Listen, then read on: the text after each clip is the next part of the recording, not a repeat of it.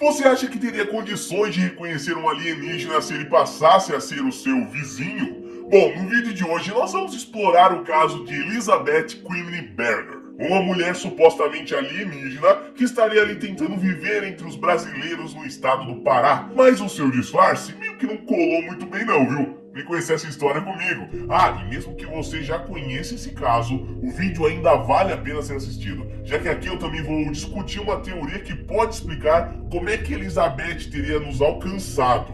Brasileiros, claro, né? Então vem comigo porque eu sou o Thiago e sejam bem-vindos à Vida Entre Nós. Na prática, a vida é algo até que bem simples de ser reconhecida. Basta procurar nas criaturas da natureza elementos como movimento, crescente, necessidade de alimentação, produção de excrementos e até a capacidade de reprodução, né? Aliás, é justamente por conta da ausência do último elemento que há muito debate sobre se os vírus deveriam ser considerados seres vivos ou não. Algumas pessoas argumentam que eles não são vivos, uma vez que dependem de um hospedeiro para se reproduzir, enquanto outros consideram a sua capacidade reprodutiva por si só ali como uma característica viva. Ou seja, o fato de necessitar de um hospedeiro transforma isso aí numa criatura viva. Comenta aí qual é a sua opinião nessa batalha, tá? Mas então, segundo alguns pesquisadores, como Ellen Sharman, a primeira astronauta britânica e química formada pelo Imperial College London, recentemente colocou dúvidas sobre essa afirmação. Isso porque, segundo ela, reconhecer movimento, respiração, sensibilidade, crescimento,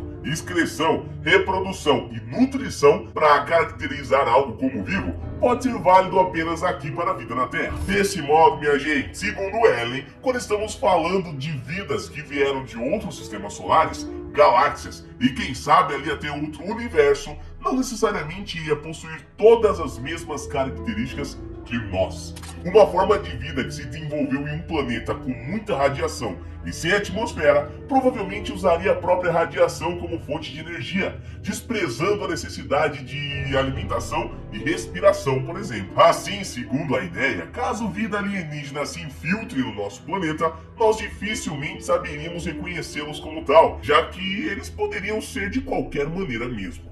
O próprio carbono em si, como uma molécula crucial para a formação da vida, por conta das suas 4 ligações, não é a única que faz isso. A sílica, que forma a areia, possui a mesma propriedade, apesar de ser muito mais pesada. Porém, se a gente estiver falando de um planeta com uma gravidade menor que a Terra, as células vivas podem se desenvolver a partir da sílica, criando seres completamente diferentes de qualquer coisa que a gente já viu andando por aqui. Aliás, ela vai um pouco mais longe nessa teoria, afirmando que esse estilo de vida alienígena já pode estar vivendo entre nós sem que a gente saiba. O paradoxo da impressora 3D autorreplicante. Depois que as impressoras 3D foram desenvolvidas, a humanidade passou a se dar conta de que a fabricação de objetos muito complexos não necessariamente precisaria de uma máquina feita para isso. Basta uma simples impressora 3D, né? Simples, num aspas bem gigantesco. Porém, não demorou para que essa ideia fosse colocada para teste, com os seres humanos pensando em maneiras de extrapolar esse conceito, e foi aí que nasceu a ideia de uma sonda autorreplicante que seria capaz de explorar todo o universo por conta própria, sem que a gente fizesse nada. Nada talvez seja um exagero. Bem exagerado, né? Você precisa descobrir e desenvolver a tecnologia da primeira sonda, dar aquele empurrãozinho, sabe? Lançando ela para o espaço, para aí dar início no efeito dominó eterno. E a partir daí, não precisaria fazer mais nada de fato. Ao ser lançada para o espaço, essa sonda iria selecionar um planeta com as concentrações adequadas de X, Y e Z. Isso pode ser algo que leve muito tempo, mas como elas são movidas à energia solar, não é algo que iria ser um problema de fato. Chegando nesse planeta, a sonda iria se replicar por conta própria, criando mais 1000 delas, que seriam lançadas para outros 1000 planetas. Cada um desses planetas iriam desenvolver 1000 dessas sondas, que seriam mandadas para mais 1000 cada um. E só nessa permuta, a gente já teria mais de 1 milhão de planetas visitados pelas sondas. No início, esse processo seria lento, mas em menos de 20 ciclos, você já teria coberto ali muito mais do que uma galáxia inteira. Na realidade, esse é o método mais eficiente de exploração universal que a humanidade foi capaz de conceber até os dias de hoje. Porém, a gente está muito, mas muito longe mesmo de conseguir produzir essa tecnologia capaz de se autorreproduzir, né? Mas e se a gente não fôssemos os únicos a pensarem nelas. Ixi, aí que a porca torce o rabo, né?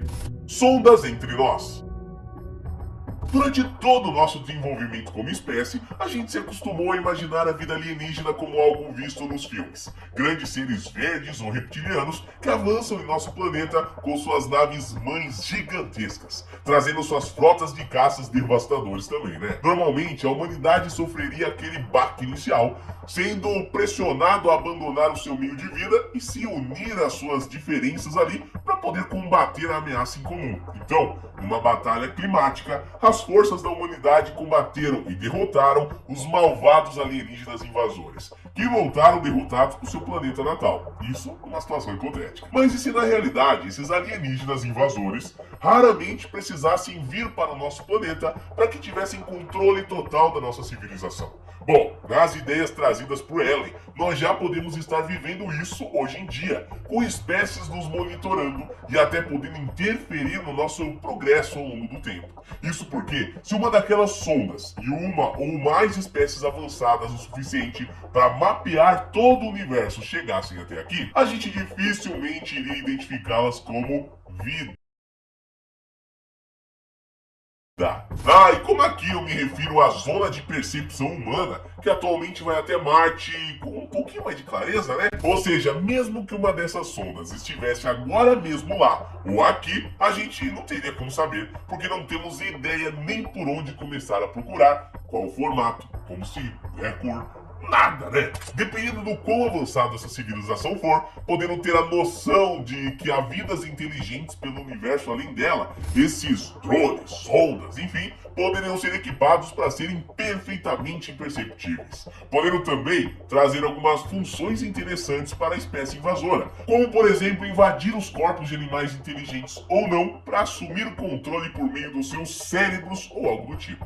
No mínimo, eles teriam condições de nos monitorar em tempo real, sabendo ali a hora de agir em relação a nós, caso, claro, fosse necessário, né? As sociedades secretas. Bom, imaginando que alienígenas podem ali assistir, interferir ou até mesmo assumir o controle de corpos humanos, nós podemos imaginar que se isso está acontecendo, provavelmente é algo que está sendo feito já há muito tempo, onde provavelmente muitas das figuras humanas poderiam ser esses aliens disfarçados, né? Mas, porém, entretanto, a não ser que você seja um deles, nós provavelmente nunca vamos acabar sabendo quais são os seus reais planos com a nossa espécie. Eles podem estar criando a gente para, sei lá, poder usar de serviços na mesma intensidade de que podem estar planejando o nosso extermínio, ou auxiliar na nossa evolução para que possamos integrar a sociedade deles. Seja qual for o objetivo, na prática, não há nem por que se preocupar, porque no final das contas, a gente estaria tão indefeso em relação a uma espécie com esse avanço tecnológico todo, que estamos literalmente à mercê da sua vontade, né? Operação Prato. Vamos analisar um dos casos mais misteriosos da ufologia, que ficou mundialmente conhecido como a Operação Prato. O evento aconteceu na década de 70 no Pará, quando o Irangê Holanda de Lima era o comandante-coronel das Forças Armadas. O caso teve início quando as autoridades do Exército Brasileiro foram investigar um chamado estranho. Luzes misteriosas estavam aparecendo ali e estava deixando as pessoas doentes. O exército passou 40 dias investigando o local, onde a população alegou estar vendo aeronaves estranhas que emitem luz na sua direção e faziam as pessoas ficarem anêmicas, causando até desmaio em alguns casos. Quando o exército foi embora, as luzes ainda estavam aparecendo, mas elas sumiram algumas semanas depois. E olha que coisa engraçada, justamente quando os moradores locais ali disseram que as luzes tinham parado de passar, uma mulher se mudou, uma mulher estranha, claro, se mudou para a cidade. A Suíça Misteriosa. Seu nome era Elisabeth Quimmen Berger, e segundo a própria mulher, ela teria nascido na Suíça, mas ela cresceu na França até vir parar no Brasil durante uma viagem de férias. Ela teria visitado ali o Nordeste e logicamente se encantou pela região litorânea. Pois é, meus queridos, mesmo que você venha de outro universo, uma Nordeste brasileiro seria capaz o suficiente de fazer você se apaixonar. Essa mulher chegou como quem não queria nada, porém já era a pessoa mais rica da cidade, sendo capaz até de comprar uma ilha inteira só pra ela, onde ela passou a viver por lá. Até aí não é nada demais, apenas mais um caso de gringo rico que se apaixonou pelo clima tropical brasileiro e decidiu ficar, né? Porém, conforme os anos se passavam, essa mulher se tornava cada vez mais suspeita na visão dos habitantes. Comportamentos anormais. Primeiramente, logo de cara, você notava que Elizabeth era uma pessoa bem diferente, com feições até esquisitas segundo algumas pessoas. Fazia muitas caretas e parecia ter dificuldade em viver ali dentro do seu próprio corpo. Alguns disseram até que ela andava meio como alienígenas de filme. Mas claro, isso são opiniões de pessoas, né? A primeira coisa que notaram nela e logo descartaram qualquer suspeita sobre, né, por imaginar que poderia ser problemas até físicos, que ela não estava ali, né, enfim... Teve alguma coisa, podia ter acontecido alguma coisa no decorrer da vida dela. Enfim, ninguém sabia, até porque a mulher era muito misteriosa. Porém, essa nem era em si a parte estranha. Na realidade, você dava conta de que alguma coisa ali estava errada quando as pessoas conversavam com ela. Isso porque Elizabeth era uma mulher muito inteligente. Segundo as testemunhas, sendo muito informada em física, engenharia, biologia, matemática, porém, para assuntos mais mundanos, principalmente no quesito de relações humanas ali, ela era muito estranha. Tipo, papo de não saber coisas simples, sabe? Como se cumprimentar ou alguns fatos históricos que todos sabiam na época. Bom, isso levantou mais suspeitas em algumas pessoas, porém, outros imaginaram que ela poderia ser apenas uma estudiosa reclusa, que não tem tanto contato assim com as pessoas, passando o tempo todo na sua ilha lendo livros. Só que tinha um detalhe que quebrou com tudo de vez e fez a população local se convencer de que havia um segredo muito estranho por trás da verdadeira ali Elizabeth. Isso porque, certo dia, os pescadores locais estavam conversando e um deles contou que amou a chegada de Elizabeth porque ela tá comprando toda a sua produção ali. Foi aí que, para sua surpresa, outros 9 pescadores falaram a mesma coisa, somando aí por volta de uns 200 a 400 quilos de peixe que Elizabeth estava comprando deles todos os dias.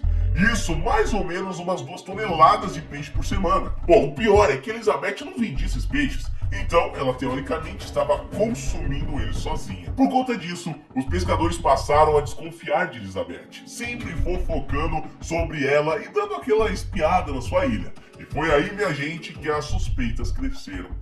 Os objetos. Os pescadores, com essa investigação, passaram a perceber algo muito estranho, já que todas as noites ela podia ser vista na praia da sua ilha com mais de 10 homens desconhecidos, aonde eles ficavam passando objetos cilíndricos uns para os outros. Em alguns momentos, pescadores afirmaram ter visto até objetos voadores e luzes que lembravam a da Operação Prato, que tinha ocorrido alguns anos atrás. Na hora, eles não pensaram muito sobre o assunto, porém quando levaram o caso para o exército, mais precisamente o comandante Uirangê, ele decidiu tomar ação. Isso porque, família, na hora, ele não imaginou que ela poderia ser de outro planeta, mas que era apenas uma contrabandista de armas, que estava vendendo alimento e armamento para grupos terroristas, vai saber. Assim, ela foi presa pelas autoridades locais sob suspeita de contrabando, mas foi liberada logo depois por falta de provas. Alguns dias após a primeira prisão, o coronel chegou na região e meio que foi ali fazer uma outra operação, né? Um mandato, tudo certinho. Isso para fiscalizar melhor a sua ilha. Pela primeira vez, desde que ela se mudou para a ilha, alguém da região foi no local. E para surpresa de todos, não era algo como eles estavam esperando. Isso porque, segundo o próprio coronel, eles se depararam com algo inimaginável. Ao chegar no que seria a casa de Elizabeth, ele se sentiu estranho. Isso porque, além de não encontrar provas algumas para suas acusações, ele apenas achou um barraco feito de barro, galhos e folhas que não tinha portas e nem janelas. Os únicos móveis eram uma cama e 2 cadeiras. Não tinha geladeira, não tinha banheiro, chuveiro, não tinha nada. Ele não encontrou nem os restos dos peixes, forçando-a a liberá-la, apesar de ainda suspeitar muito da mulher, né? O alien infiltrado. Algumas semanas depois do ocorrido, o coronel chegou à conclusão de que Elizabeth poderia ter alguma relação com as luzes. E nessa suspeita, ele conseguiu prendê-la mais uma vez. E foram 2 policiais que a prenderam em um bar. Segundo eles, Elizabeth pediu para ir ao banheiro antes de saírem de lá. Os guardas então entraram, conferiram o cômodo que tinha uma única porta e sem janelas para usar. No entanto, mesmo assim, após entrar e não sair mais, os guardas arrombaram a porta e não viram vestígios da mulher, que só poderia ter fugido pelo encanamento. Outros avistamentos. Essa não foi a primeira vez que Elizabeth foi vista. Em 1985, quando teve um terremoto em Los Angeles, Elizabeth foi reconhecida vestindo roupas de enfermeira, ajudando os feridos. A Interpol foi acionada, porém eles não conseguiram localizá-la. Depois, em 1986, ela foi vista novamente na Coreia do Sul. Porém, quando a polícia de lá foi contatada, eles não consideraram o caso deles forte o suficiente para justificar a prisão da mulher. Teoria.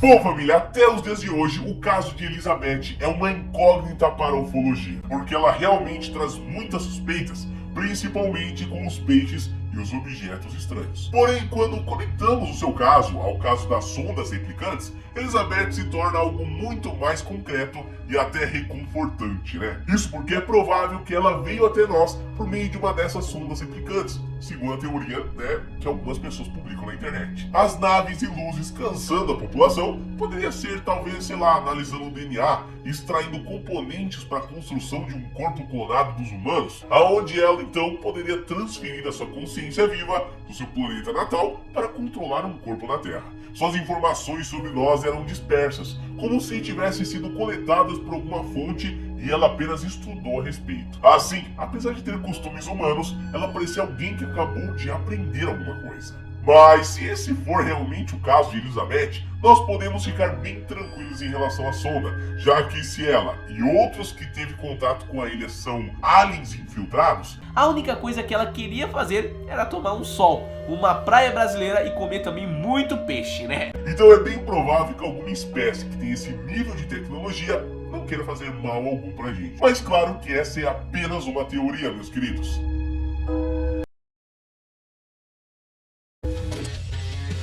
Eu espero que vocês tenham gostado do vídeo de hoje. Essa é a suposta mulher alienígena que desapareceu sem deixar rastros. Coloque nos comentários o que você acha sobre isso. A gente se vê no próximo vídeo então, hein?